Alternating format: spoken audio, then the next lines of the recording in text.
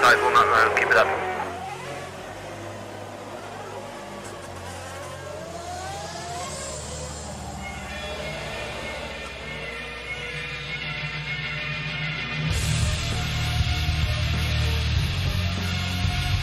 Whoa, great!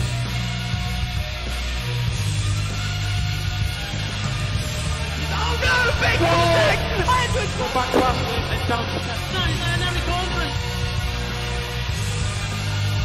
It has been an absolutely astonishing season.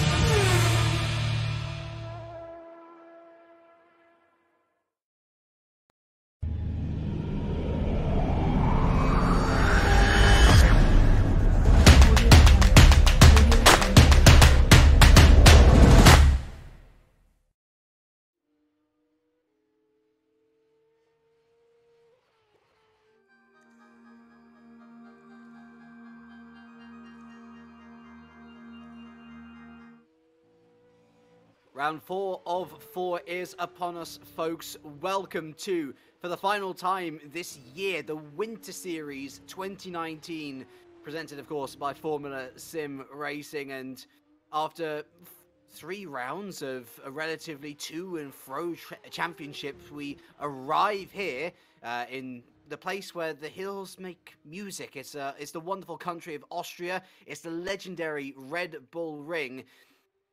And we've got a title decider on our hands. Jerne Simoncic versus Martin Gosby. The prize on the line, free entry to whichever FSR series they choose coming up this season, whether it be World Championship, it's probably going to be World Championship, whether it be Ace or whether it be Pro. It's a bit of money saved, isn't it? And I'm sure that both these guys are going to be going hammer and tong to make it through the 2 races, firstly unscathed, and secondly with a load of good points in hand to name themselves the 2019 Winter Series champion.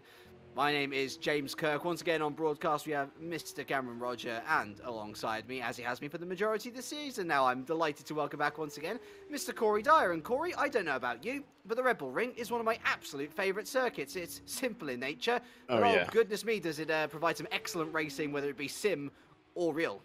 Yeah, like you said, the ring just brings music to the ears and, of course, a feast for the eyes. A brilliant track with loads of sweeping turns. The straights you can pick up a lot of speed on, as well as a couple of, like, those turns. I said they're sweeping, but you can also go a little bit sideways and off the track. So it really tests the mettle of these drivers, their actual ability, and whether they can keep that car to the track. We're just joining in with qualifying, of course, guys at home. And as James alluded to it earlier, at the moment, it's a 2-horse race, but if something went really wrong, there's still 2 other drivers that could snag the title. James, can you give me a little rundown of that? Yeah, so the situation as it stands is the aforementioned Jerne Simoncic and Martin Gosby. Jerne took the lead of the championship last time out in Barcelona, and so they're only separated by 1 point. Of course, crucially, Simoncic has 2 wins over Gosby's 1, so were they to end up on the same points at the end of today, Simoncic would be crowned the winner. We do have outside shooters in the gallery, so to speak. Janos Braksok, he's had a strong campaign, but he's failed to take a win so far this season. He's on 63 points, 21 behind Simoncic. And then, of course, we have the 2018 Winter Series champion, Michi Hoyer, who has taken 2 wins, but unfortunately for him, those 2 wins have been in race 2s, where the points gap is destroyed by 10, basically. So, yes, you get the prestige of winning, but you get much less points than if you were to do it in race 1. And race 1s has kind of been Michi's Achilles heel this campaign. Race 1 in Jerez, race 1 in Baku, both really poor by his standards. And so he currently stands 23 points away from Simoncic. Both of them are in the title race, but they're going to need an almighty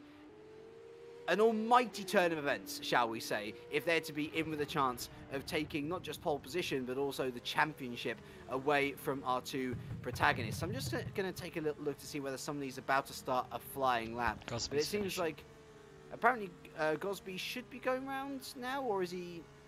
Apparently Gosby's going to be finishing his flying lap now, so we'll have a rundown of the order first, and then maybe we'll take you round this Red Bull Ring circuit, which is beautifully designed, by the way. So Gosby crosses the line, and Gosby goes into pole position with a 108.3. They are fast times here at the Red Bull Ring. We're expecting perhaps a 108.0 for our final pole position time, as more times come flying in. It's difficult to see actually who's not on a lap at the moment, because I think everyone else is. At least some people are coming around now. I wonder whether we can go on board with Andre Kunchman. I think he's just about to start his flying lap. Let's go on board with Andre, shall we? A man who's been really lighting up in form, actually, as the season has progressed on his return to FSR. Through turn 1 he goes. Incredibly tight. Very easy to go wide there and onto the sausage curb, Castrol edge. And then you've got this massive second straightaway, I guess you can call it, before you have the heavy braking zone into Remus. This is where you're going to find the second DRS zone of the day. It's a shorter straight than the first two before it, but it also ends, as with the other two, in a heavy braking zone into one of my favourite named corners of all time, Schlossgold. Again, it's one of those corners where you don't want to get on the power too early, otherwise you're going to head onto the grass. And then it's the double left-handers of Roch. It's turn 4. Again, be careful not to go too far into the sand. And then the Wirth curve, another one where you don't want to get on the power too early, as Kunchman has done a little bit there. He has to get off the power through turn 6. And it's only an 8-turn circuit, this Red Bull Ring circuit. The final two coming up now, of course, Rindt, the downhill circuit. Oh, he doesn't even make the final turn. He's decided to abandon that lap. But Rindt, again, you don't want to get on the power too early, otherwise you're going to go wide. And then the final corner is Red Bull Mobile. Guess what? Another corner where you don't want to get on the power too early. There is a very specific skill set to master this Red Bull Ring circuit, Corey, and unfortunately for Andre on that occasion, he didn't quite master it.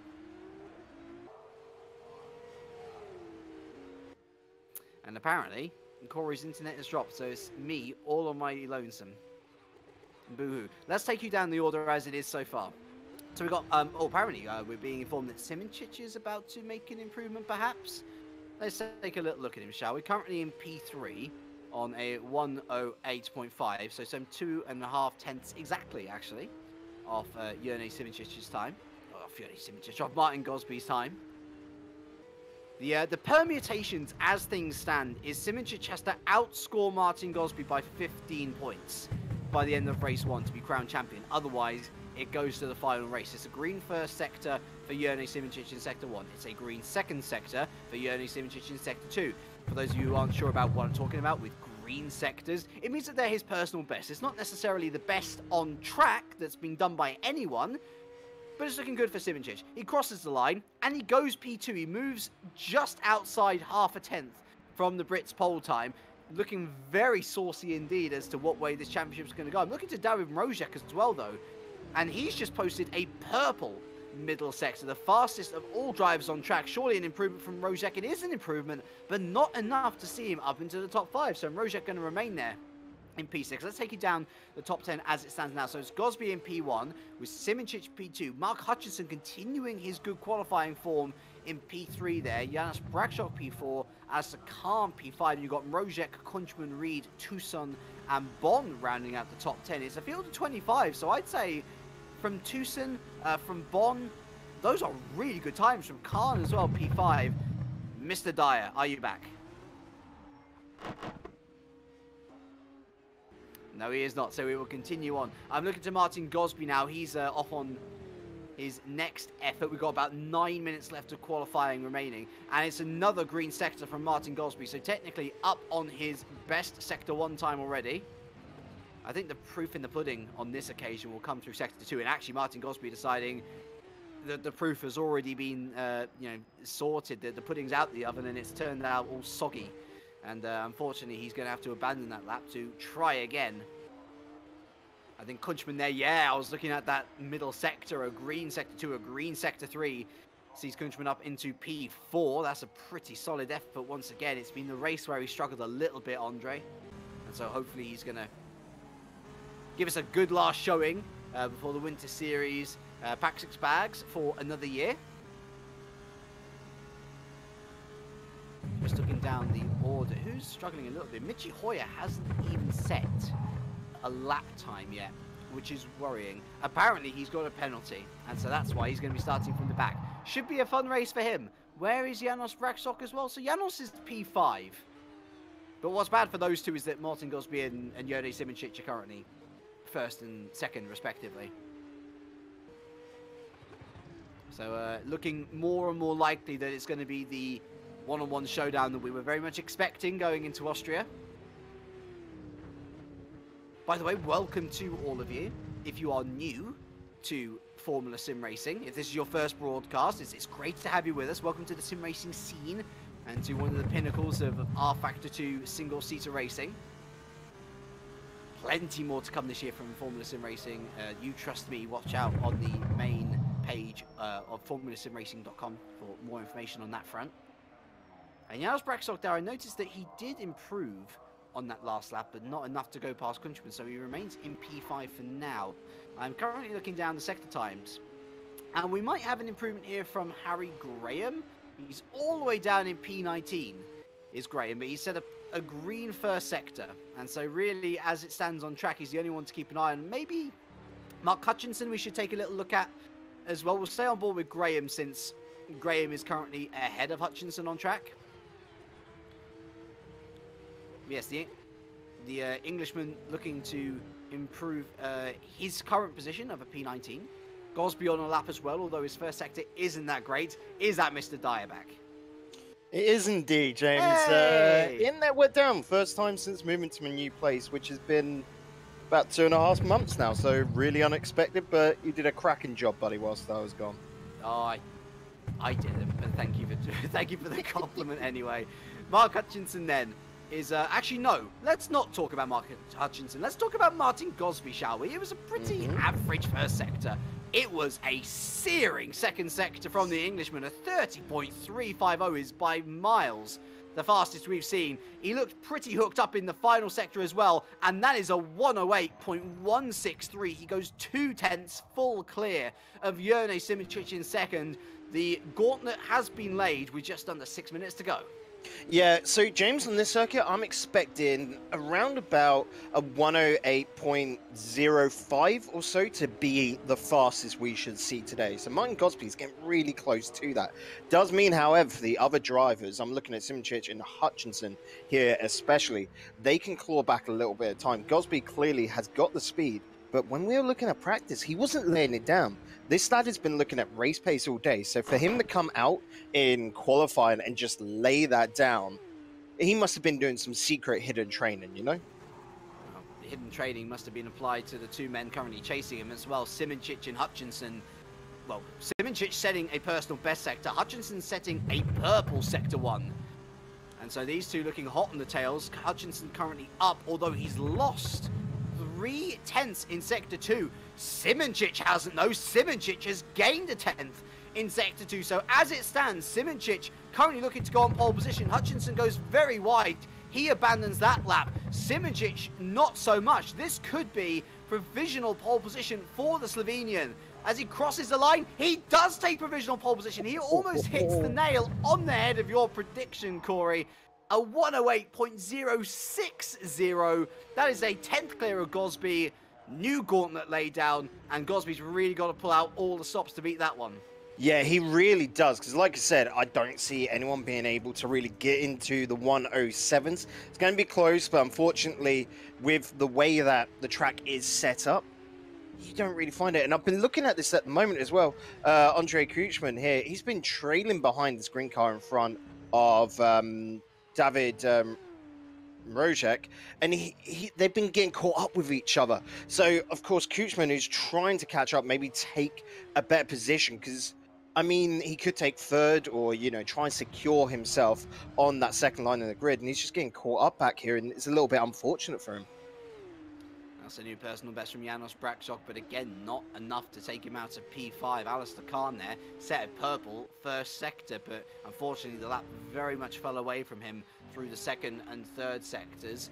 Everyone else just waiting now to see if the track rubbers in a little bit more before they launch their final efforts. Of course, with it being just over a 1 minute lap, you can leave it relatively late before you go out the pits. I'm looking at Tom Van Ekman maybe to make an improvement. No, he remains in P8, Jacob Reed P9, and Tucson currently rounding out the top 10. Of course, you might see Michi Hoyer still down there if you've just joined the broadcast. He's got a penalty to serve, And so he's not going to be taking part in qualifying. Should make for a very exciting race, him coming from the back.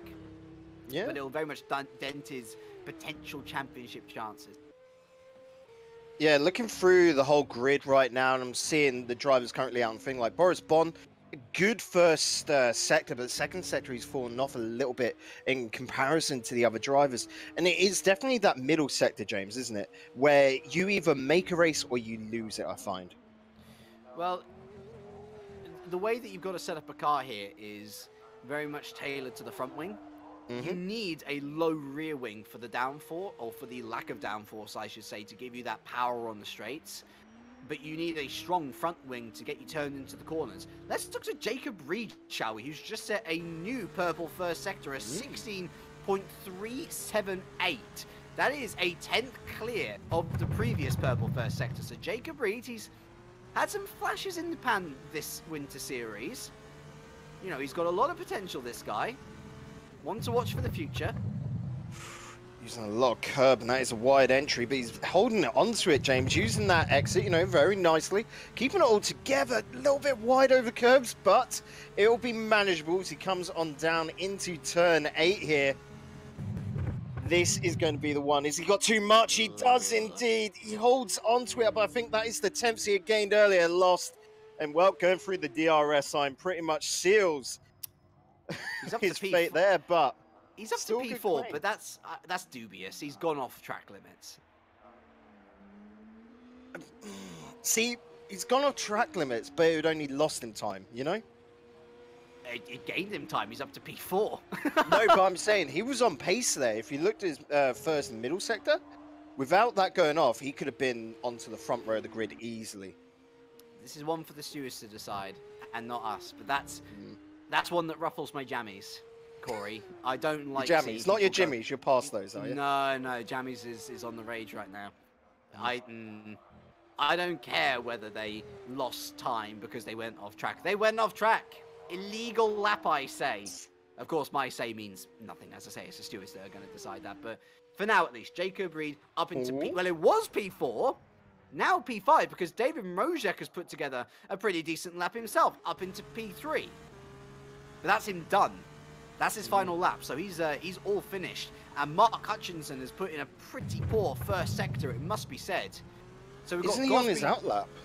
That's why. No, he is not. He's on his hot lap. Everyone's on their hot lap now.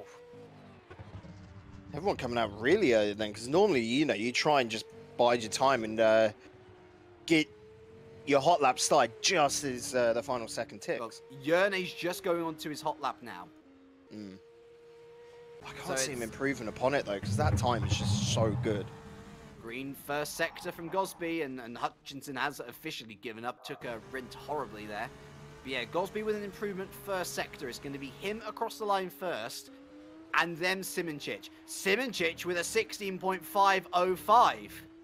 Now, the middle sector is where Gosby really took some time out of Simoncic the first time around. It's also where Simoncic took a lot of time out of Gosby the second time around. He's really going to the wire there. A car flying off ahead of him, Martin Gosby. Did well to avoid all of that. It's an okay middle sector. In comparison to Yerney, though, it is not enough. He's going to have the last sector of a lifetime, and quite frankly, he hasn't. He's messed it up, but look at Yerney Simoncic. He's not messed up the second sector at all. He's actually gone and improved on his middle sector. He could potentially slip underneath the 108s here if he's able to get this right, but no! He falls foul of Rint Corner as well. Completely botches that final sector, but lucky for him, it didn't mean anything, because that 108.060 was enough to take pole position, his third and final of the season. After Gosby took pole in Jerez, it's been the Simoncic show in qualifying, but he only starts one place ahead of his title rival, who is 1 point behind him in the title race. It's Simoncic and Gosby on the front row, Rodger joining them P3 with Mark Hutchinson P4. A brilliant effort from Ton van Egmond to slip in P5 there as Reed, Kunchman, Barakshok, Khan, and Tucson rounding out the top 10. And of course, Michi Hoyer, an outside shot for the title, along with the aforementioned Barakshok. He starts at the back of the grid following a penalty from Spain. I love races like this, Corey, and it could go any way from here. Yeah, it is right down the line between Simchich and Gosby here. You know, them side by side. I don't know how to think about this because naturally Gosby's going to have the inside line, James, Yeah. coming into turn number 1. But Simchich's launches so far this season, they have been just outstanding. So we're just going to have to wait and see when we get into the actual race, because that first turn, we've seen it. And then, sorry, going into turn 3, you know, the hairpin, that's where it's all going to be made, you know? In the spirit of the Red Bull Ring, who is going to take those wings and fly away with the championship? It is all coming up next. A half-an-hour race, followed up by a 15-minute race. The title could be decided in one of them. I think all of us pretty much agree, audience and casters and broadcast crew. We want it to go to the final one. Let's find out in about 5 minutes or so, shall we? We'll be back after these messages.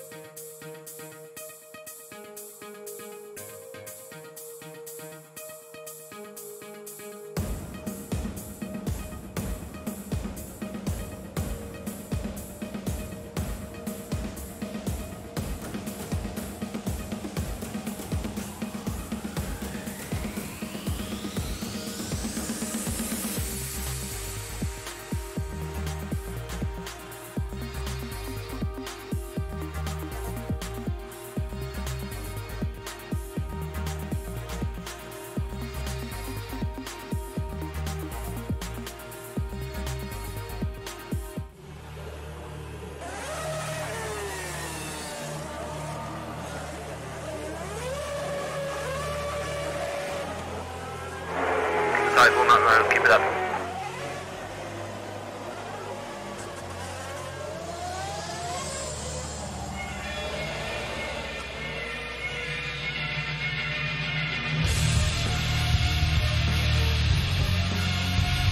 Whoa, great!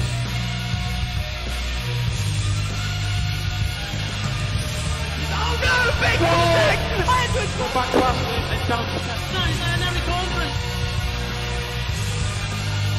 It has been an absolutely astonishing season.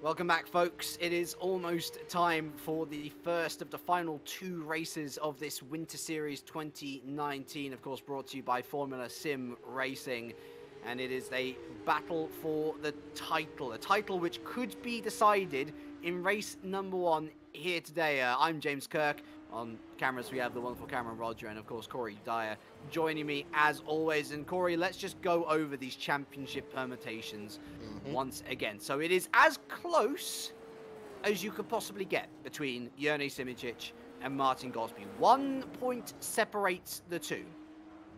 So let's go over the point structures for both of these races here today. We have our feature race, half an hour in length.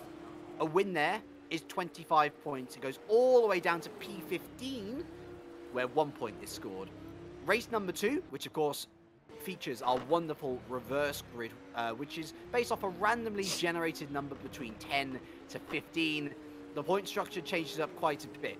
A win is now only worth 15 points, and said points only go down to P10. So whereas P15 was 1 point in race number 1, now P10 is 1 point in race number 2. In race number 1, Corey, Jurnej Simicic has to outscore Martin Gosby by 15 points if he wants to take the title there and then. There is still a possibility, of course, that Martin Gosby can win the race, and then things get a little bit more complicated because, well, first of all, Martin Gosby's outscored Jurnej, and they've both taken 2 wins, but that's pretty much the crux of the idea.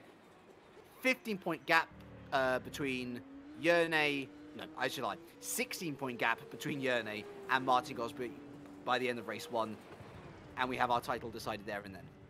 Yeah, so it really all comes down to this race number 1.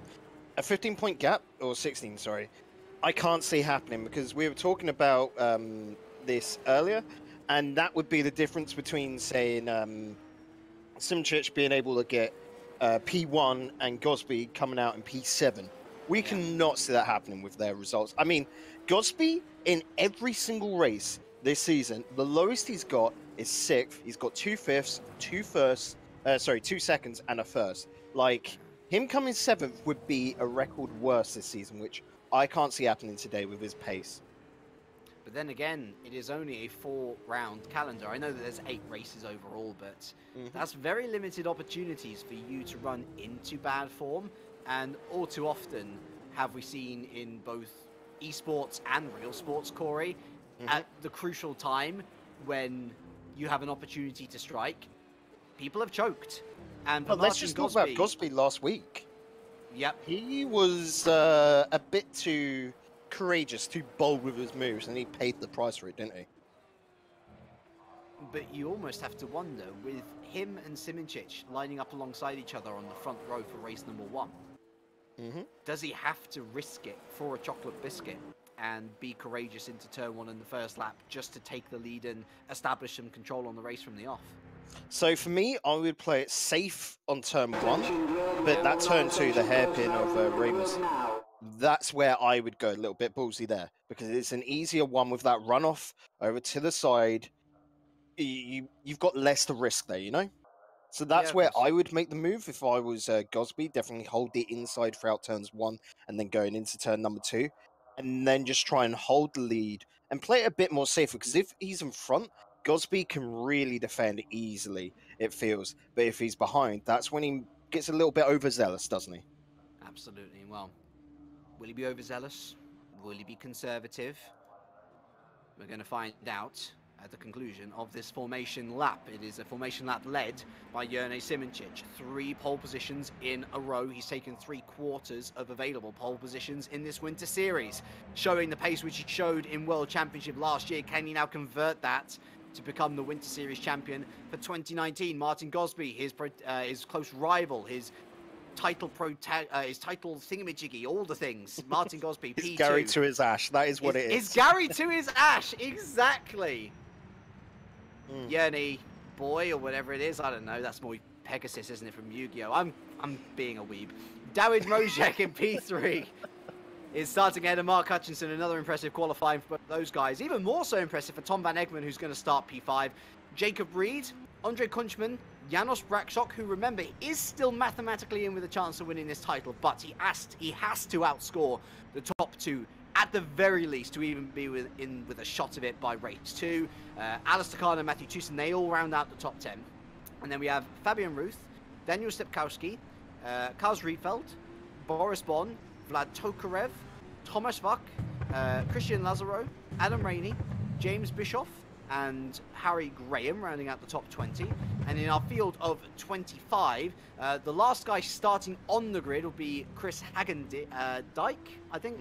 Chris Hagendijk, P21. And then we have our pit lane starters, those who have had to take a penalty from Barcelona, or indeed today, Mitchie Hoyer at the start of that train, also in with an outside shot of the title, but he's got a long day ahead of him. Herman Stocci, Harley Hamnet, and Tom Davidson, who was DQ'd in qualifying, they're starting at the back of the pit lane train as everyone else makes their way onto the grid. Corey, it definitely feels a little bit more tense than usual. Oh, it does indeed. Like I said, with the Red Bull Ring, anything can happen.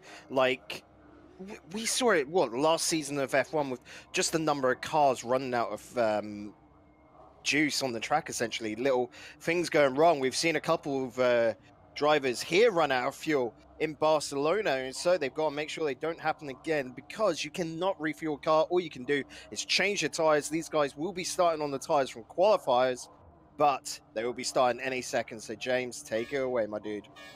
The red lights illuminate above us, and the long ascent into turn 1 awaits. We're racing at the Red Bull Ring, and it's Jerne Simoncic once again with a decent launch off the line, clear of Gosby. And in fact, Gosby's got to watch out from Rodger into turn 1. Jerne Simoncic well clear by the exit, and in terms of everyone behind, they've actually made their way very cleanly through. Well done to everyone. That's a difficult turn 1 to navigate.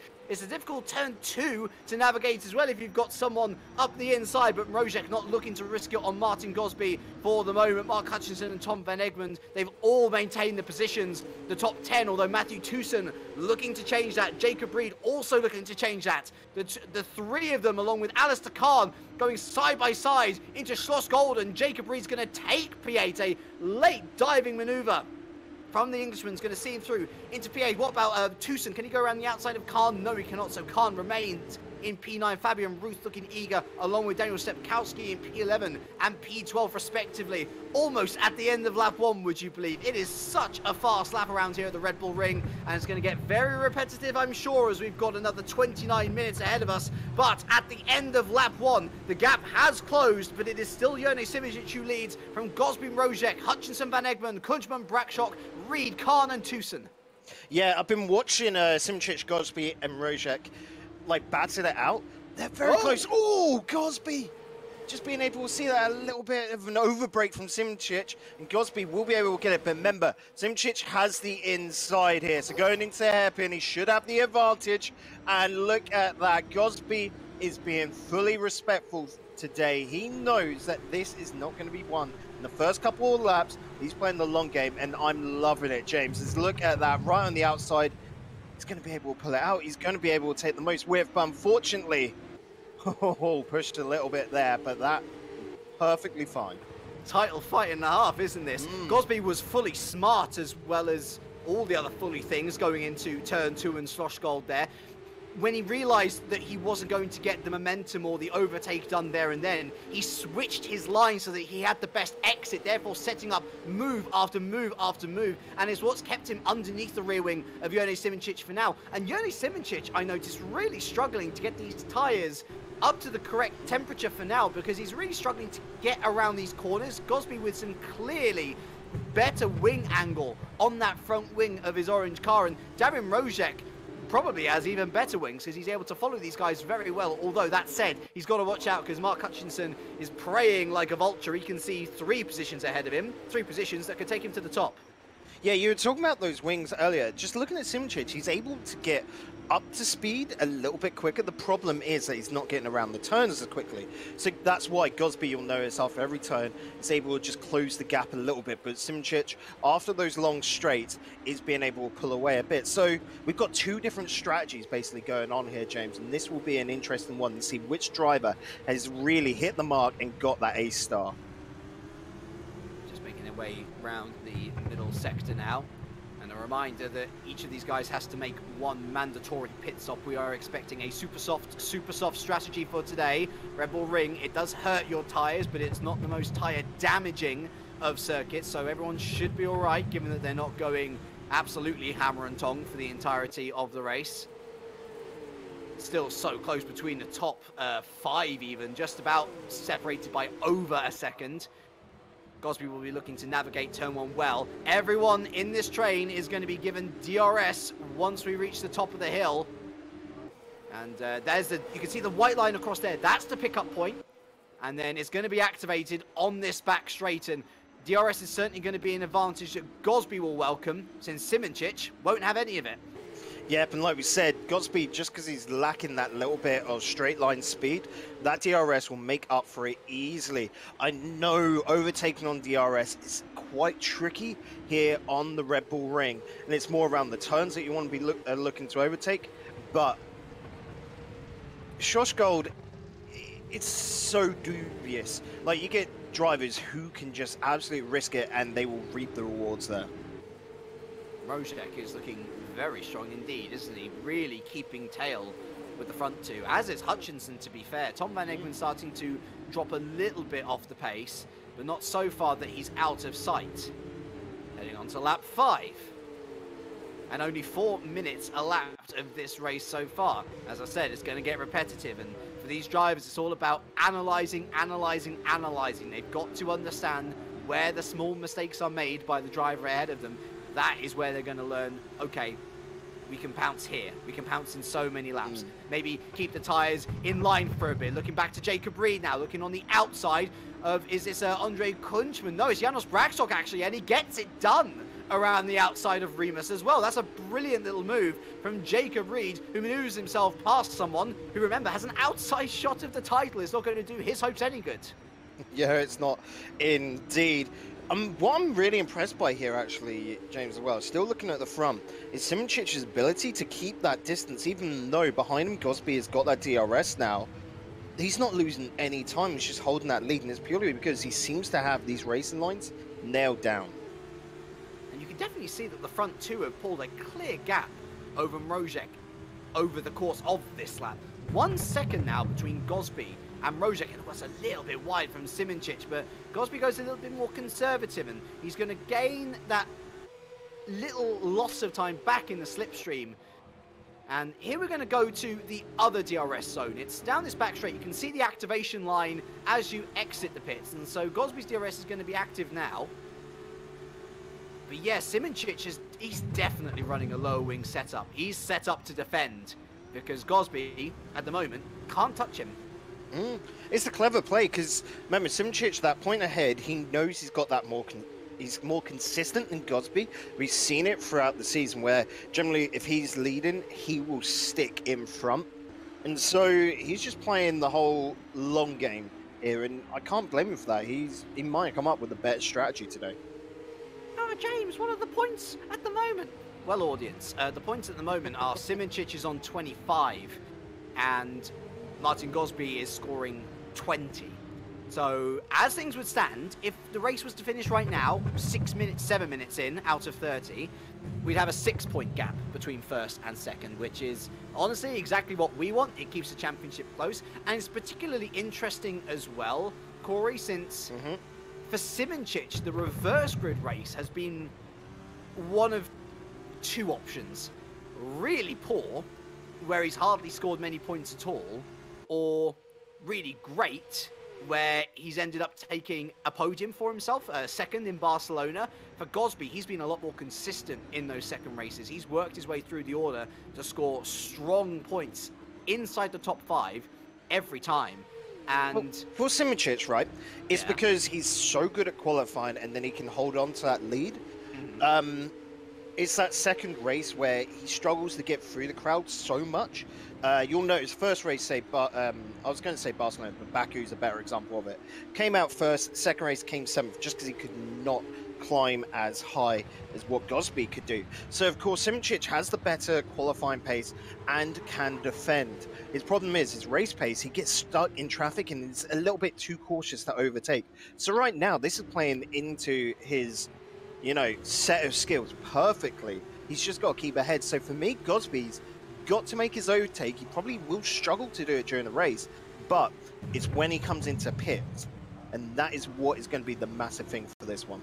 Yeah, he's got a particular set of skills. He has found him, but the question now is, can he overtake him? And that is a question which might actually have to be resolved by the pit strategy as well. Of course, Gosby and SimRacing have both employed very different pit stop strategies over the 3 rounds which we've had so far. In race 1, we've seen SimRacing go longer than anyone else in the field, and he's ended up winning a race out of it. That was in Baku, race 1. Martin Gosby's strategy has been a little bit more conservative. He tends to pit with everyone else, although it tends to go around the 60% mark more than the 50% mark. And it's given him safe results. He knows where he's going to come out, and he knows the amount of work which is going to be on his plate for the rest of the race.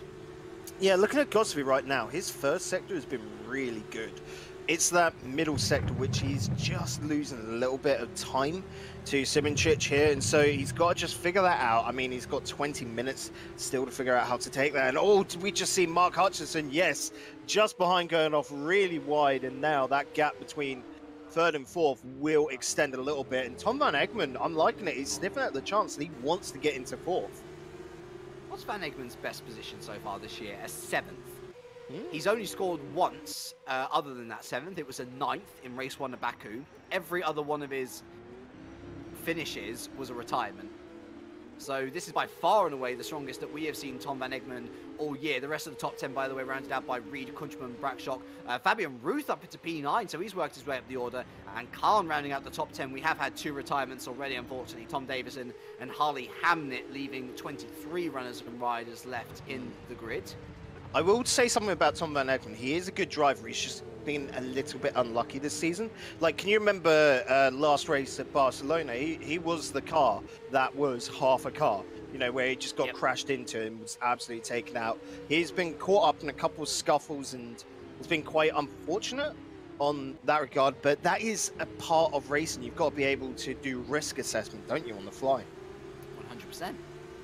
Although, how much risk assessment you can do within a second between your car being whole and your car being unwhole is a flying car going into the side of you. Yeah, you can't really risk assess that. It's just basically about knowing the driver around you, and maybe they're, you know, if you've got a driver that is, like we were saying, a little bit overzealous earlier, like Gosby, like maybe you just let him through and try and slipstream and play a bit safer against him, or do you just go head to head, you know, fight the ball essentially?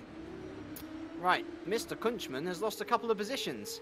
He's lost a position to Jacob Reed, and he's now lost a position to Janos Braksok. So he's now down to P8. And what about Alistair Khan here as well? Khan into the wall.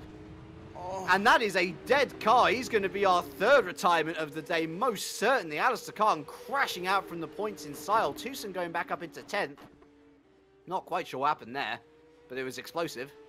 I was watching, he got knocked into the wall, and then, you know, when you just get one of those unfortunate situations where your momentum is just dragging you into the wall and you cannot leave it. We're hearing it might have been a technical issue, unfortunately, for poor Alistair Khan further back. Is that Reed and Brackshock going into combat? They switched positions ever so briefly, but it wasn't actually the case. As we have a pitter already. Thomas Vark is into the pits on the 12-minute mark.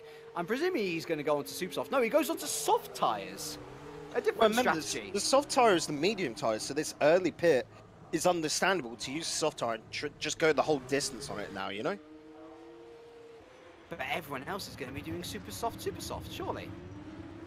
You have to use you have to use two compounds. This commentator's a moron.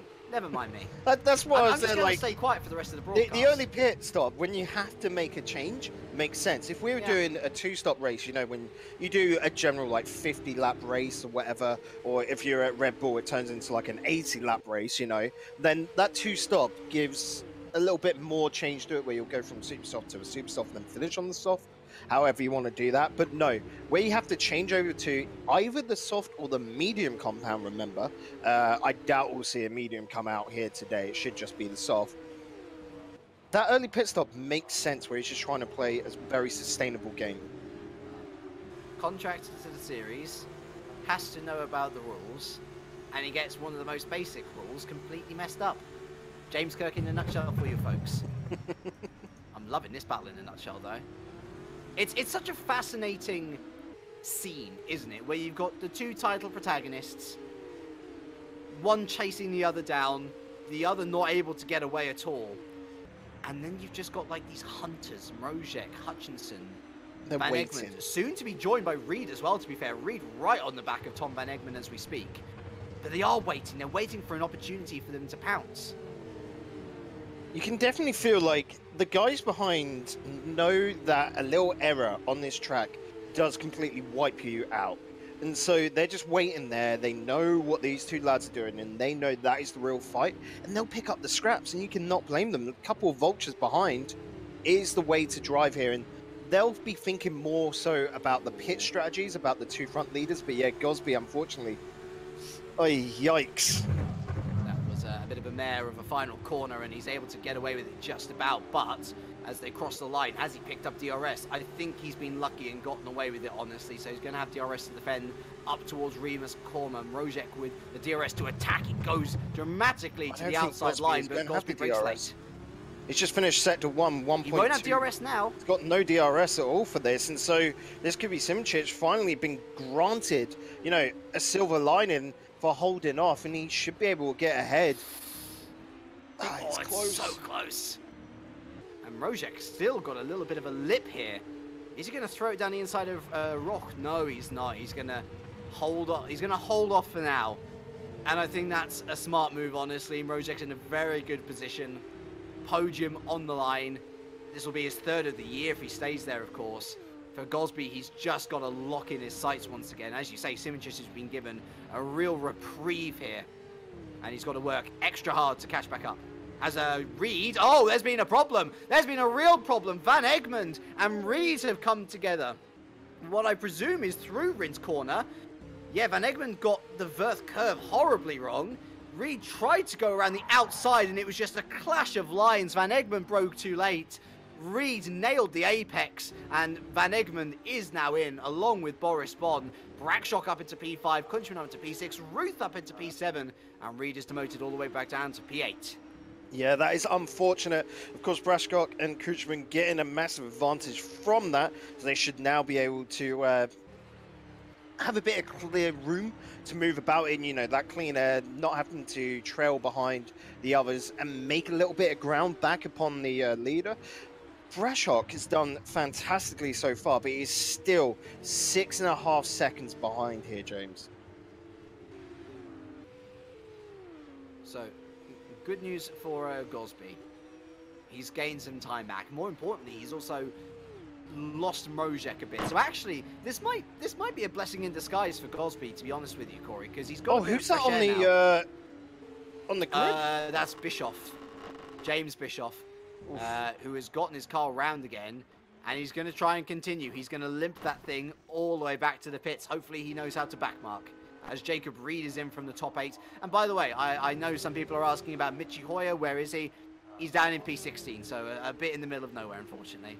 I mean, he's done quite well considering he had to start from the pits, but it doesn't seem like he's got the race pace to be able to climb through all the drivers. So, I don't know. He's on the super soft, so he's going to be moving to the soft, which is a little bit harder to do the race with, of course. Oh, hey. Go on. Just Reed's come out ahead of Van Egmond. Reed didn't pit in Well, no, initially anyway. They've done 2 different pits, and yeah. I Van don't know. Egmond pitted the lap before. Reed pitted this lap. But Reed was most certainly, or was he ahead? They were both involved in the incident. They both come out close. The point is that Reed is now pretty ahead sure of Van Egmond. I'm pretty sure Van Egmond came off worse out of the whole collision and was behind Reed anyway. Further up, by the way. Oh, we have more pitters. I love more pitters. It's exciting. And Janos Brakshock, and he's coming behind Chris Hagendijk. Unfortunately for him, he's been held up a little bit. But it's going to be curious to see where Reed comes out in the grand scheme of things, because he pitted in P8. So we'll see, because he's the car behind Brakshock now. Brakshock came in P6, didn't he? Mm-hmm. And so here comes Brakshock out the pits now. Reed goes, oh, well, Reed doesn't go through, in fact. Van Egmond goes through, and Brakshock is allowed off the hook scot-free. As Van Egmond... Van Egmond going straight into Roof, and that's 3 men going in to Ramos. Oh, Roof getting the unfortunate little tap. Van Egmond will be able to recover himself, and Jacob Reed, he has weathered that storm. It was a storm and a half, wasn't it? I looked at 3 cars going into Remus, and I just thought, oh no. Kaz Rietveld, next retirement, and back to the pits we must go, because Dyer Mrozek from P3 comes into the pits. Andre Kunchman from P5 comes into the pits. Undercuts on the leaders with 11 minutes left. And it's like an undercut on the leaders with 11 minutes left. That's everyone's doing a very late stop here. Those soft tires are probably going to be put for those paces, and they're going to just be trying to hammer it out straight from the end, because these softs have done very, very well here today, and they seem to be able to handle them really easily, these drivers. So, do Simoncic and Gosby respond now? Or do they do what Simoncic did in Baku, hold their nerve, and just wait until the last possible moment? Because Gosby here, he might want to try an undercut on Simoncic, but he knows that that might not necessarily work. He's got to undercut. There you go. It looks... No, he's keeping it out. I don't know, because, like we said, when they have to move to that soft tyre, this seems to be the perfect point to do it. Yeah, Hutchinson knows that. He's not really in a fight with the top 2 now, where he's 6 seconds behind. He sort of lost it. But he wants to hold on the third and knows that this is the best point to pit. Tucson in as well. Here comes Mrozek then. It was P3 ahead of P4 when we entered this little pit stop battle. Mrozek is blasting past, and the undercut has worked beautifully from Mrozek. He has gained heaps of time on Mark Hutchinson, who only leaves the pit lane now. Maybe this is what the front 2 were waiting for, just to see if that undercut from Mrozek works. So, are we going to see Simoncic and Gosby both pit now because they're scared of being left out too long? I'm looking at the times. Mrozek is only 20.6 seconds behind the leaders. It's going to be close between Mrozek and Simoncic at this. I think that he's already ahead of Gosby at this point. We'll have to see. Simoncic is pitting. As is Gosby. No, Gosby's staying out. Well, well, well. And he's not going super wide. Not a great line, is it? And so Simoncic calls it. He sees what Mrozek is doing. And perhaps what Gosby's hoping for is that these 2 might end up in a battle, and that is what is going to gain him the time in the pit stop. Where is Mrozek? He comes around the final corner now. Yerny Simoncic comes out of the pits and surely is going to be well ahead by pit exit. Yes, he is. He has maintained that gap beautifully well. And Mrozek, he tried his best, but he comes out where he came in. Simoncic up the road. So it's looking here like the pit stops are about 18 seconds? 15, 18 seconds. Yeah, somewhere in that line. And Gosby's getting caught up in the back markers now, which is going to be a bit unfortunate for him. And a double trouble in front of him. He's able to keep it, but that will only slow him down, James. Surely got to come in, Martin Gosby. The only one in the top 10 yet to pit. Oh, and he's got awful back marking as well, because Hagendijk there was super slow on entry, and that is surely his chance of the win gone unless he can find some godly speed with those soft tyres.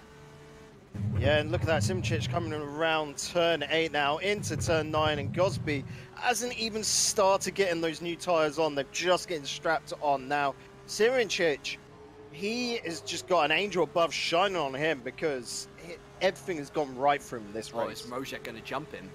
Is Rodger going to jump him here? It's going to be super close. Martin Gosby's slow on pit exit because Rodger here has got the better launch, but look at that, Martin Gosby just staying ahead. Rodger going to go to the outside here now. He's going to have DRS up the hill. He's going to break late into Remus, but Gosby has the inside. Rodger tries to hold on around the outside. He does hold on around the outside, and those soft tyres are providing him with the grip that he desires. He's going to have the DRS as well to pull ahead down the back straight. And Martin Gosby is, he's launching it into Schlossgold. Banging of tyres, banging of the carbon fibre between the cars. Martin Gosby's not letting this P2 go, is he? Still side by side, trying to hold on around the outside of Rogue. And you know what? He's going to do it as well. That's a brilliant piece of defensive driving from Martin Gosby. That was a stern challenge from Rodger, but Gosby, wow, that is fabulous stuff. And on cold tyres, nonetheless, just shows the absolute class and skill this lad has. Gosby keeps a hold of second place. He knows the difference there between coming out third instead of second could make that second race even harder, considering if he comes second, Gosby, he's going to get 20 points from this race.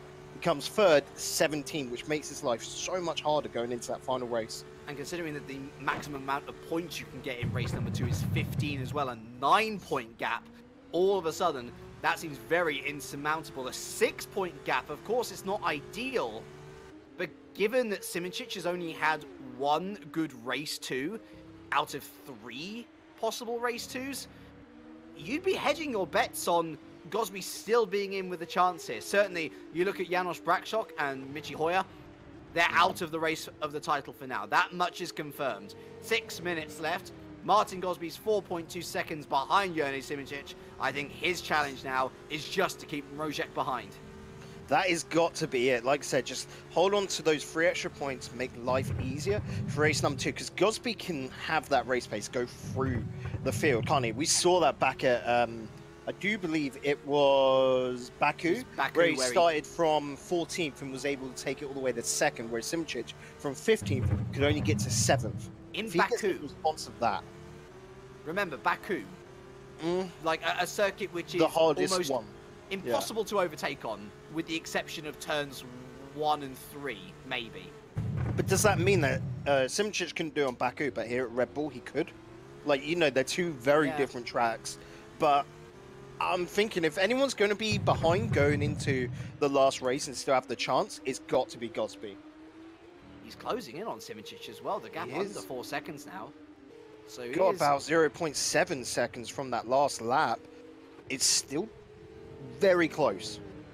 He's rocking and rolling, but he's only got 5 minutes left to try and... Whoa! Under 3 seconds between Gosby and Simčić. He really is rocking and rolling. Like the Rolling Stones, he is moving on. Welcome to the jungle, baby. We're going to have some fun. And maybe this battle for the lead isn't over just yet. It's not. We have to see when he goes over the line how much he is actually closing it down. Another 0.2 knocked off from Sector 3. Simčić isn't even caught up in traffic. I don't know what has happened here. Simčić, did he maybe not put enough fuel in so as to conserve now? James, I can't think of any reason here for Simčić to be losing this amount of speed. Maybe his setup doesn't work with the soft tyres, I'm guessing. Tell you what, Gosby's going to have an advantage here as well. He's just picked up DRS from Harry Graham, the back marker. So this is going to aid him through Sector 2. And this has been where Gosby's been fastest. To be fair, it's been where Simčić has been faster as well. But race fuel is a very different beast to quali fuel.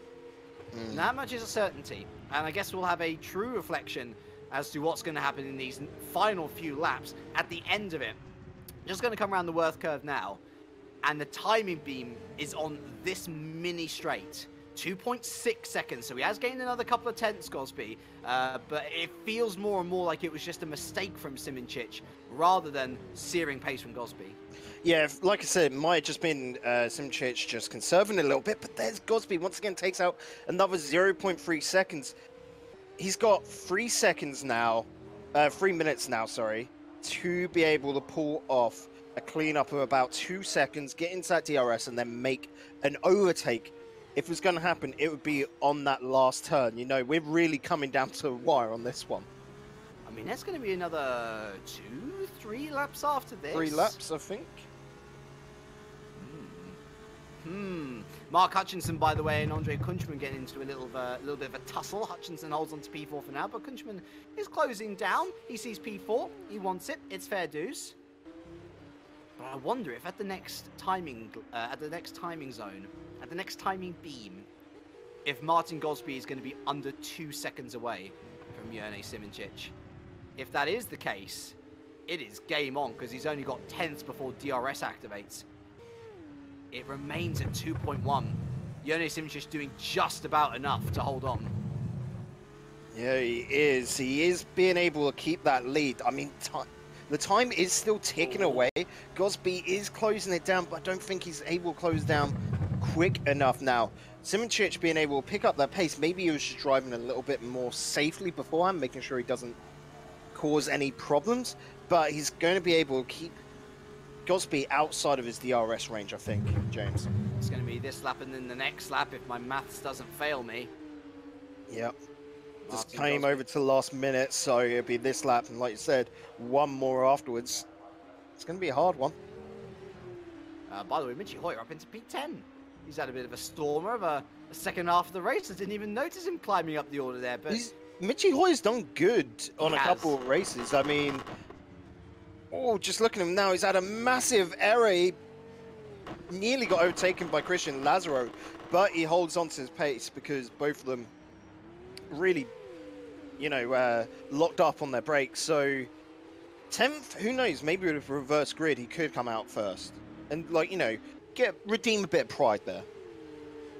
I've never seen Gosby driving this well, this committed. He is in the groove. He is locked into this car. Unfortunately, he's not closing Simoncic quickly enough to get DRS zone access. This is the final lap of the race.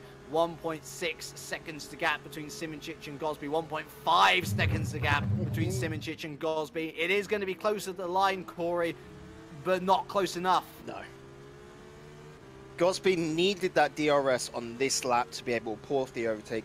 He's closing it in, but with this pace, looking to the second race, if he can climb through the grid, I mean, Gosby's going to be hoping for a full 15 grid reverse, ain't he? You know, because he knows he can overtake better than Simoncic.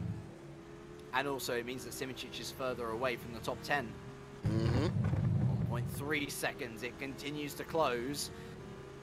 But I think that the writing is on the wall, at least for race number 1. He's going to descend down Rint and through Red Bull Mobile. And he is going to cross the line. Hold on. Oh, I thought he ran out of fuel then. Someone did run out of fuel. It was Janos Brakshock, but Jurnej Simoncic hasn't. He's just taken his 3rd win of the season ahead of title rival Martin Gosby, who picks up his 3rd podium of the season. Dyer Mrozek there is going to pick up also his 3rd podium of the season ahead of Hutchinson. It's actually the Kunchman. 4th podium for Gosby here. It's his 3rd podium. I'm being dumb, yep. It's his... If you include wins, yes, I don't include wins. Kunchman, Van Egmond, Reed, Ruth Hoyer, and Lazaro rounding out the top 10. Of course, thanks to Brakshock's misfueling. Well, yeah, misfueling, just in general, is fueling miscalculation. Lazaro picks up a top 10. It's going to be Tucson, Stepkowski, Bond, Tokarev, and Stocci rounding out the points here in race number 1. Vuk is going to classify as is Brakshock, Graham, Rainey, Hagendijk, and James Bischoff. And what of Hagendijk, by the way, holding up Gosby on pit lane entry. What difference would that have made had he not been going into the pits? Our retirements, Rietveld, Kahn, Hamnet, and Davison.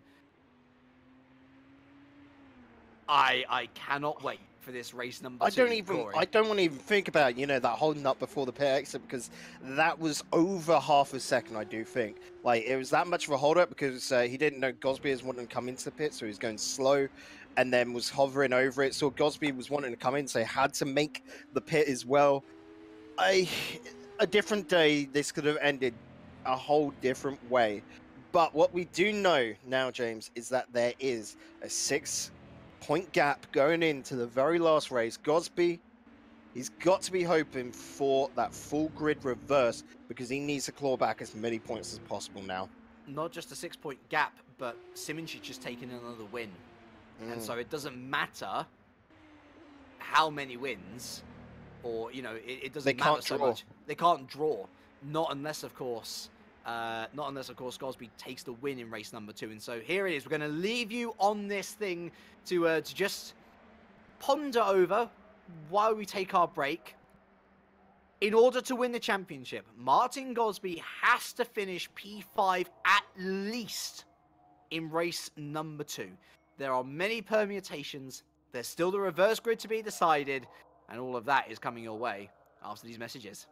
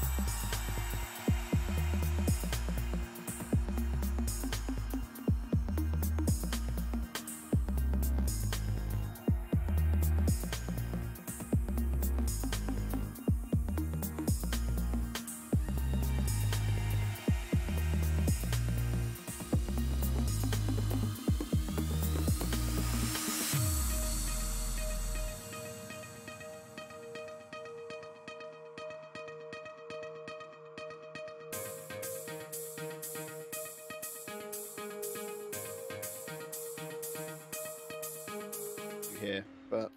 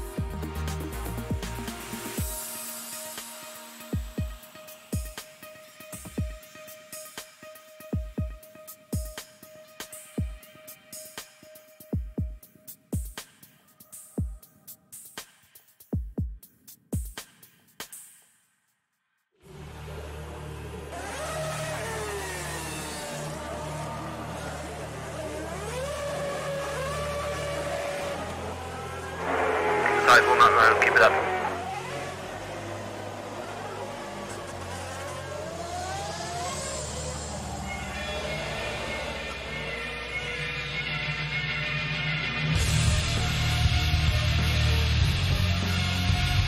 Whoa, Reed!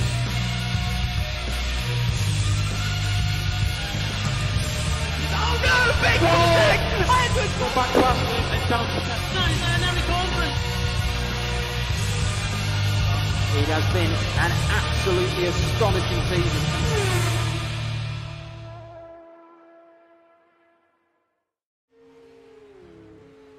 They say that 5 is the magic number, and here today, it most certainly is. Here is your championship connotation for you. Martin Gosby and Jerne Simoncic / or Jerne Simoncic, depending on the variation, has to finish at least P5 to either swing the championship towards their favour or to lock down the championship. There is a lot of variables, which of course we could go over, but we'll update you through the race as things happen. But it's all very exciting. The drivers know what they have to do. I'm James Kirk, he's Corey Dyer, and we have Cameron Rodger joining us once again, as per always, to throw the final variable into this wonderful curry mixture, the reverse grid. And from what I'm hearing in terms of murmurs, it's the smallest grid of the season. Yes, that is correct. The number is number 10 for today's race, and obviously if Jerne or Martin wants to win the championship, they need to score some points, and points only go down to P10, so they're already in the points paying positions, unlike other races. And as we've seen, Jerne has struggled, but today he is starting P10 with Gosby P9. Christian Lazaro is on pole position, and Michi Hoyer in P2. How does he do it every time we get to the sprint race? Attention grid, will all non-essential personnel leave the grid now? I don't know myself. God, that is loud. Yes, Michi Hoyer is P number 2, followed by Fabian Ruth. And as you see on the screen right now, 6 points between them. So Martin Gosby needs to win, hoping Jerne finish P5. Or No, Jerne has to come out. Is it P6 actually? P5 should secure it for Jerne, ain't it? With 7 points. It depends on where Gosby finishes. There's a lot of variables, like I said. Well, yeah, no, sorry, it is because if Gosby comes first, Jerne comes 5th, then Jerne will win purely on number of races won because they'll be on the same points. I know, that's suggesting that Gosby will be behind Jerne, in which case it doesn't. There's a load of things, folks. There's a load of things. If actually, no, I know exactly what you're trying to get at there. If Jerne Simoncic wants to absolutely lock down the championship, no coming back, no swapsies, he has to finish P4. It has to be P4. Because that's 9 points. That is 6 points behind the 15 that you score for a win. So even if Gosby wins, if Simoncic finishes P4, he wins the title. It's as simple as that. Let's take you down your grid then.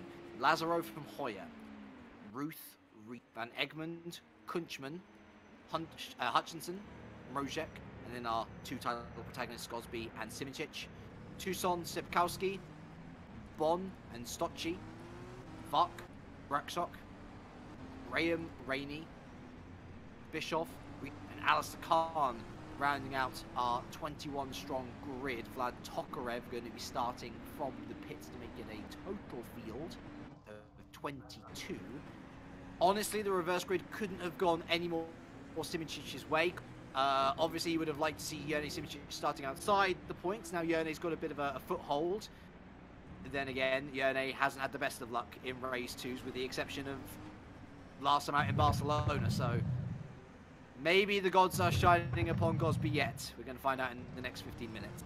Yeah, we will have to remember, because Jerne being caught up a little bit back there, his launches on the starts are very good, but he's going into other cars, which should basically hold him back a little bit, whereas Gosby, he knows how to overtake.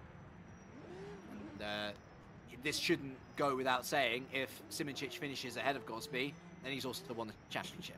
Easily. So those are the main thing. If Simoncic finishes 4th, if Simoncic finishes ahead of Gosby, then Gosby's got a lot of other permutations, which, like I say, we'll figure out in due time, should the situation arise.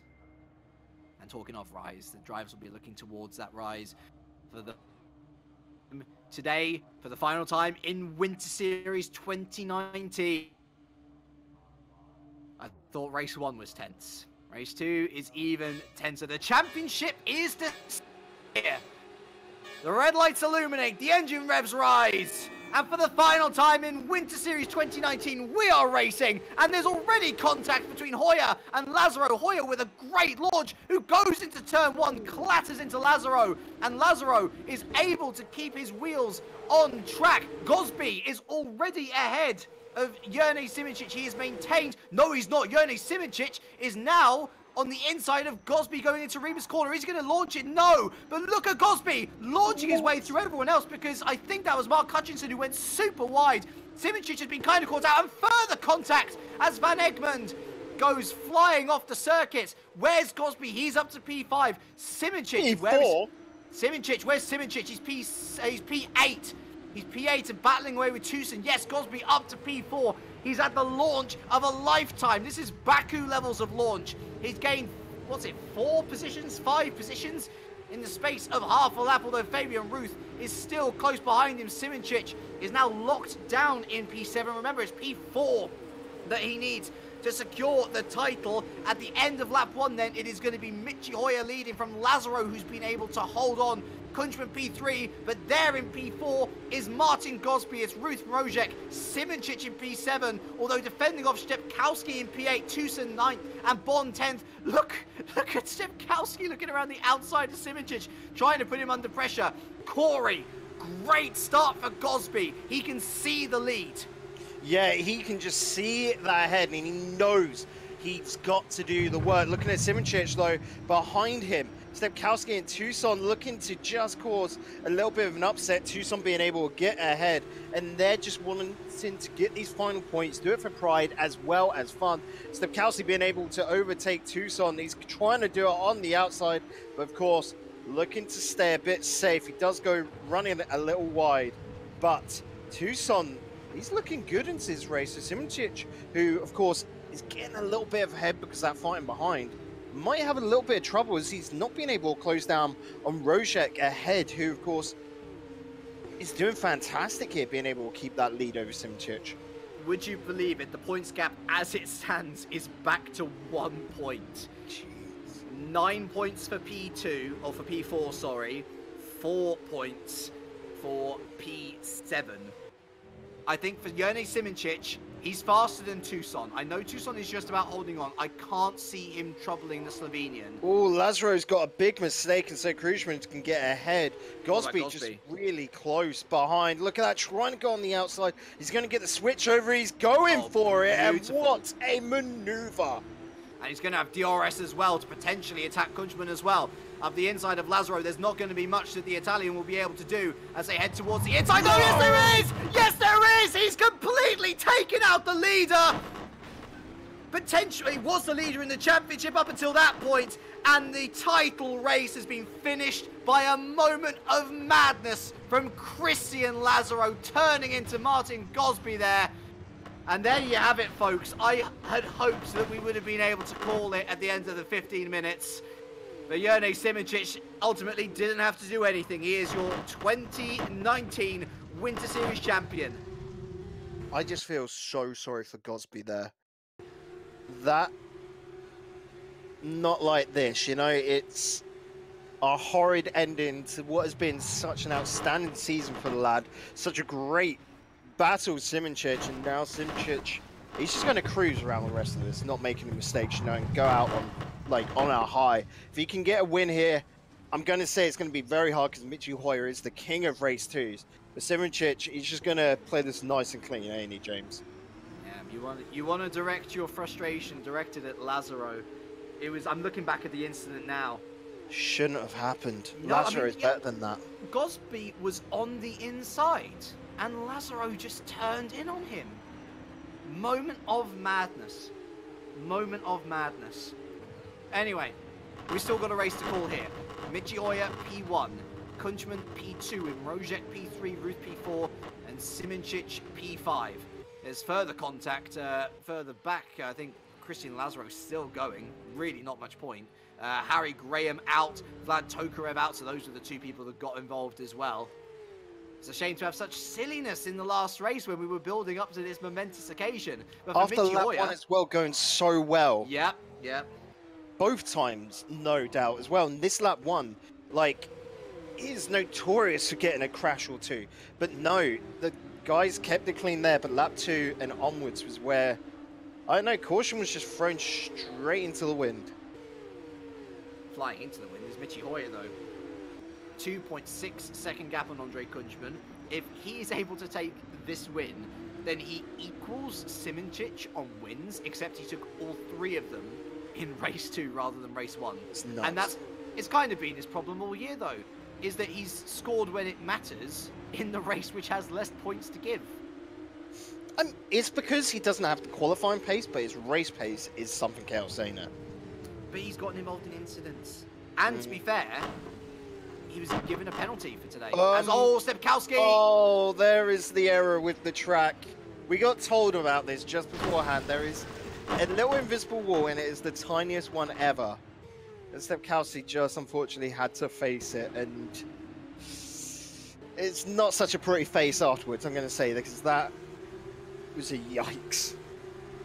Got a great battle here between Boris Bond and Thomas Vacher in P8 and P9. You got Hutchinson and Stocci on the inside as well. Goodness me, Vach looking on the inside of Bond for turn 1 there.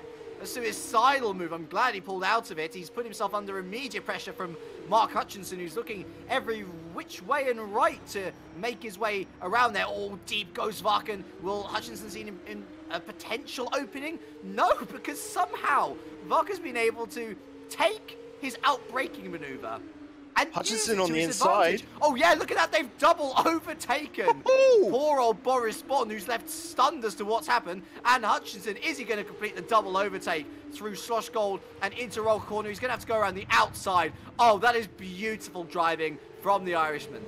So the problem there was, unfortunately, Thomas Watch, unfortunately, locked up going into Slosh Gold. So, of course, he lost the speed, and that was just prime for Hutchinson to keep control and overtake.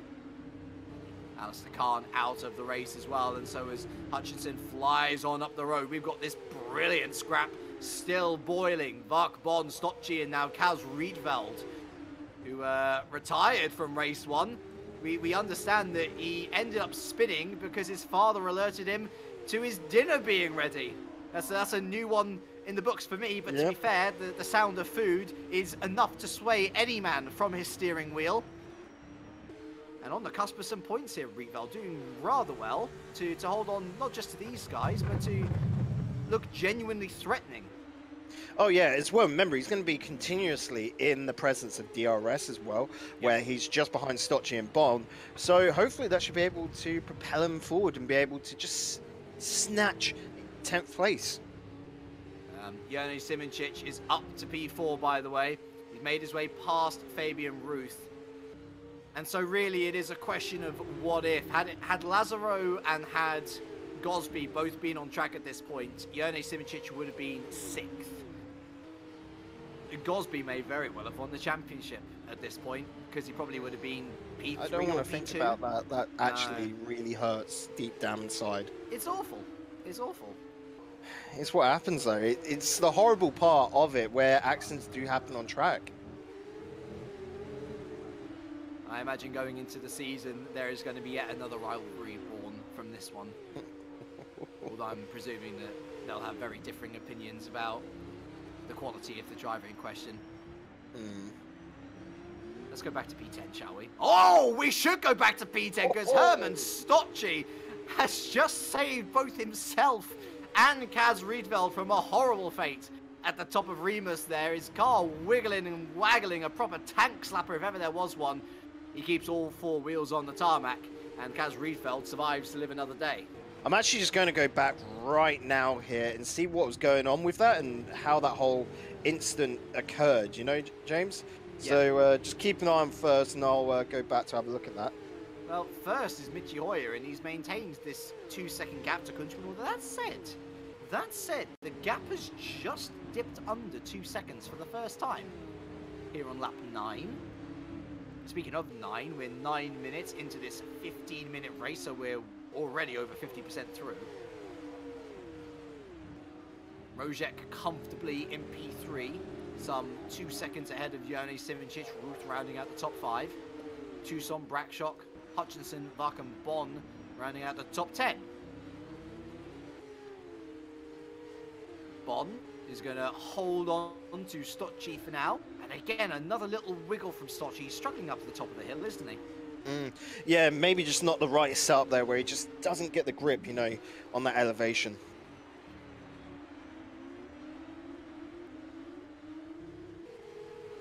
As Reveld has sort of fallen off again. You've got Jacob Reed there, watching you brief in P13. And Kunchman appears to have made a mistake because once again the gap has opened up between Hoyer and Kunchman to 2.5 seconds. So maybe it was Hoyer just getting a little bit comfy and then seeing absolute under 2 seconds. Got to step on the gas, step on the accelerator, get some better lap times out of it. We're into the final 5 minutes of Winter Series. And although the title race turned out to be a bit of a damp squib, there is still plenty of action to be had in the midfield. It definitely is, and even out front you can just see the caliber that Mitchell Hoyer has. But back in the midfield, 9th, Boris Wash being able to keep ahead, Boris Bon as well, with Herman Stocci and Cass right field is trying it so darn hard. Defender coming out from Stocci, but Cass on the outside is going to try and take it ahead as well. Boris Bon gets ahead of Thomas Wack, but of course, they're both going to have the DRS. And actually, no, Thomas Wack didn't have it. He got overtaken at the perfect time by Boris Bon to be able to take the lead and hold on to it. But Wack keeping it on the inside collision. No. No, no, no. That was desperation, and that was stupidity. And that's the second time we've seen stupidity into that corner today. Herman Stocci just looking to try and avoid the trouble, as is Jacob Reed. Jacob Reed's going to be laughing. He's going to be picking up. Oh, that was too easy.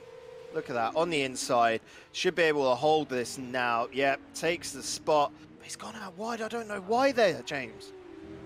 I mean, it's never too easy, but then you've literally just seen the guy take out someone else. I can understand why he's taken a wide berth. Reveld out of the race. Reed just about holding on now in P10. And will Thomas Vac strike again? Reed's gonna... Is he gonna have the slipstream? I think he is gonna have the slipstream in the DRS going up here. So he should be able to defend. Oh, fuck yeah, Stocci is not too far ahead at all. And yeah, Varka's got some serious problems with those brakes because he is not stopping in time nearly. No, so, and it's quite a deceiving one because going into turn number 2, you think he's a little bit faster.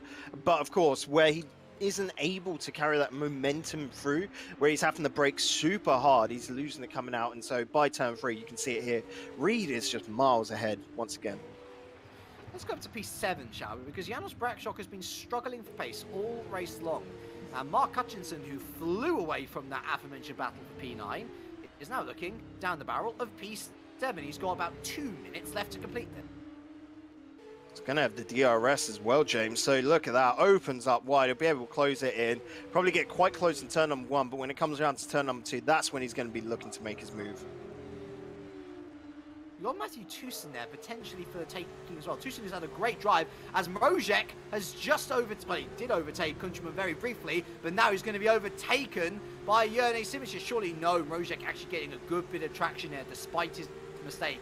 And Jone looking to take another podium, dives down the inside. Rodger's going to turn in the 2 almost bang wheels, but that is how you race side by side through Sosh Gold. And Jone Simoncic comes out with...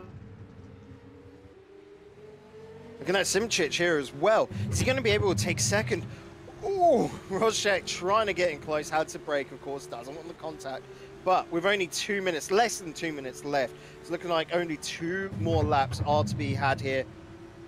Maybe, just maybe, if Hoyer plays it right, because he's only coming over now. This should be the final lap actually. Coming out as Mitchie Hoyer leads it, and it's going to be 3.5 seconds ahead. Mitchie Hoyer, as long as he doesn't make a mistake, he has got this. Simoncic just threw his way up the inside of turn 1.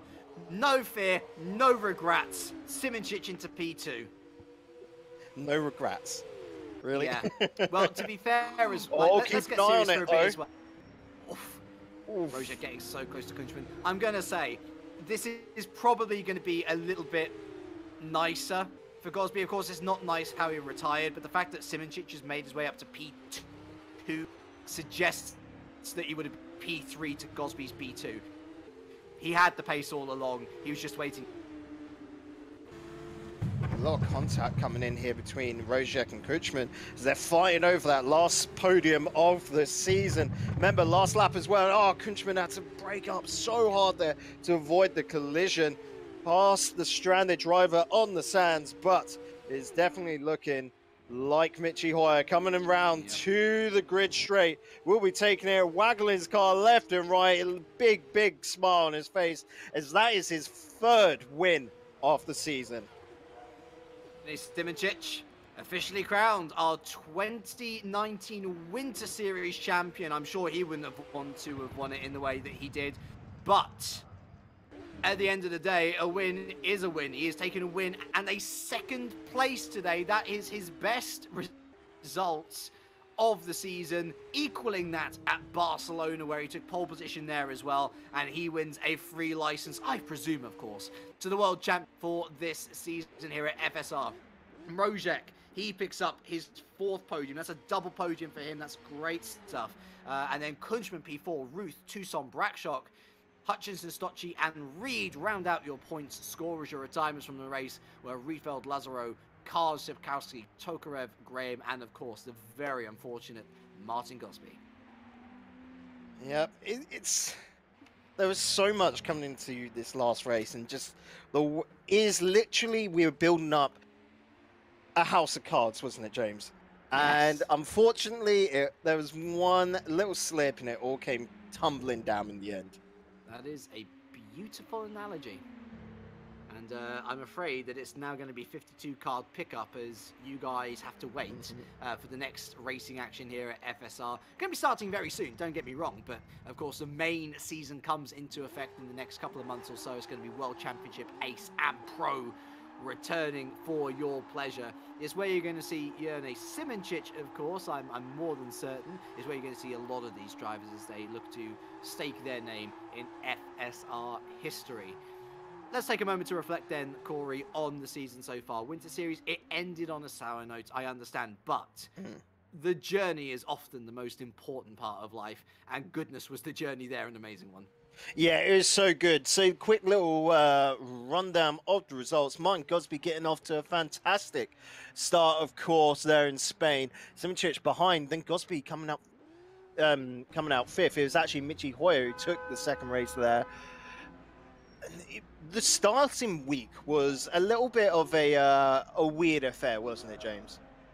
Especially when you had that ridiculous race 2 at Jerez, where I think it was half the field, if not over half the field, retired. So many DNFs. It was bad. But then you had somewhere like Baku, where the racing was actually not only just really entertaining, but it was spectacular and clean on the most part. Yeah, of course you get the DMFs in Baku because it's notorious for it. The actual race, fantastic. Simoncic coming out first in the endurance, in quotations, endurance, because 30 minutes, ain't that enduring as such. But Gosby coming out second, and it's Braskok who came third for a second time that season. And for me, it was that sprint race afterwards. Gosby being able to climb all the way to second from a starting 14th place, and Simoncic only being able to get to 7th. It really showed like the overtaking capabilities of Gosby and how Simoncic sort of relies upon that initial start, It's pointers that we'll be taking into the main season, certainly. For now, no one's turning up for interview. To be fair, I can understand why. You're not going to want to after a race like that. It's a sour note. Martin Gosby sitting in the room is going to be the first one coming Wow, for we're an just interview. dragging them in. I was going to end it here because I thought, it's going to be super awkward. I guess we'll have a quick chat with these guys then, shall we? First of all, let's talk to Martin Gosby. Commiserations. Do you mind taking us through the incident from your view? Yeah, sure. It's pretty simple, I suppose. There was Andre and I think it was Andre and Lazaro battling, so I tried to take advantage of it. Got DRS, was in the inside, and then just before the slight left kink in the braking zone, I just got smashed into the wall. So yeah, there's nothing else to say really. It's a sour note to end what has been a real good campaign for you, though, and surely this sort of form is going to buoy you going into the main World Championship season. Well, I hope so. I mean, obviously in World Championship we have a lot stronger fields rather than a few World Championship class people, so that'd be interesting. There was not really any musto drivers. Yeah, we're seeing the main season. We'll see, indeed. Well, I understand the lack of long answers, Martin, and commiserations to you. You take care now. Cheers, thank you. Let's then move on to Michi Hoyer. Another race 2 win. That's 3 for you this season. A sour way for Martin to end the season, but a good way for you to end the season, especially considering that you started this evening from the pit lane. Yeah, indeed. I think this was sadly the only round where I consider myself being where I want to be. So, as you said, coming from pit lane P22 to P9 and then winning race 2, that was probably the maximum at getting out of it. I think that even secured me the 3rd place in the championship, which is great. And yeah, in that way, massive congrats to Yene for sealing that one. What are your plans for this year, Mitchie? Because I've been hearing conflicting things. Are you going to be taking part in World Championship this year, or is Michi Hoyer going to be doing something different? Interesting question you raised there. Of course, rumors have been there for a reason, and therefore I will keep you a little bit more in the dark of what's really going on. Yeah, actually, I'm not quite decided just yet. So there needs to be some things just being changed towards the way where I consider racing in FSR this year. At the moment, it looks good though. I will take undecided as a good answer. Thank you very much for your time, Mitchie, and well done on your 3rd win of the season. Thank you. And finally then, Jerne Simoncic. Well, I was saying on the broadcast, probably not the way that you wanted to win the championship ultimately, but a championship you have won nonetheless, and with 3 pole positions to your name, with 3 wins to your name, a great campaign overall. Yes, thank you.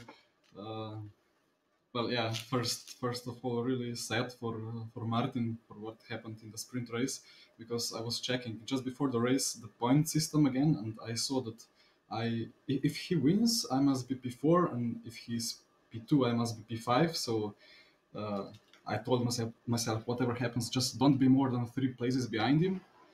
And yeah, in the first lap, after all the weird stuff and sliding and crashing that happened in front of me, I was like 3 or 4, I think 4 places behind. So I knew that it's gonna be a real good battle till the end. And then I see something orange in the sky, and yeah, that was Martin. So really sad for him. But of course, immensely happy for how this campaign went this year, because I tried to win the Winter Series for like 3 times, and always there was some bad luck and some problems. And this time, well, it started with bad luck in the first round, but in the end, the luck cancelled out. So yeah. It's a great show of respect, I think, Jerne, and speaks volumes of you. Certainly, I said I imagine you are surely going to use your free license to enter the World Championship once again. What are your plans for this year? Are you going to go one step further, take it all the way to the top? That's the plan since 2016. But yeah, it looks like we will be fighting for the top in the WC. So let's hope it goes a little bit better than last year. Lovely. Well, thank you very much for your time, Jerne. Thank you very much thank you very much for all of your time, gents. It's been a wonderful, wonderful season.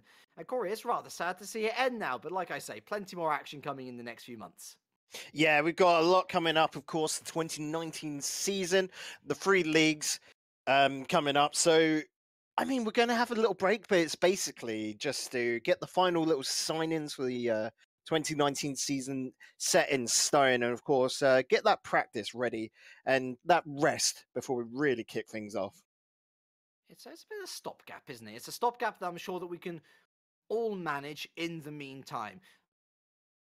Meanwhile, I have to say a big thank you to all of the wonderful broadcast crew behind the scenes, to the likes of Cars and Cameron, who, if not on cameras, they're moderating and race directing, to Felix van Delft, of course, who was my co-commentator for the first round, and to all of you, of course, for taking the time to tune into the Winter Series. It's a little series, we realise, but it's got big heart, and I hope that whether you were watching one broadcast, if it was this one, the first one, or whether you've watched all four, that you get a little piece of that pie as well and understand why it's special to compete in the Winter Series all round.